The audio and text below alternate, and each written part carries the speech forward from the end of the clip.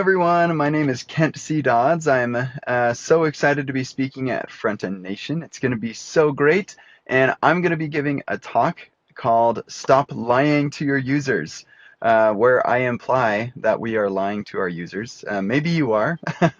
I know I have before, and so my talk, I'm not sure I want to spoil what the lie is, because in the talk we're going to be looking at a couple examples of this lie, and I want you to kind of guess. So you can look forward to what this is all about. But then after we look at those examples, we talk about what this lie is that we're telling to our users.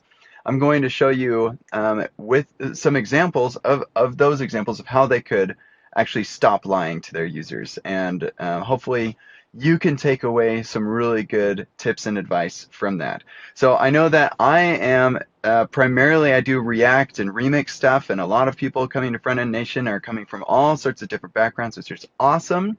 My talk is not specific to anything other than the web, and so I am looking forward to seeing a bunch of web developers coming to Frontend Nation and learning how we can stop lying to our users. I look forward to seeing you there.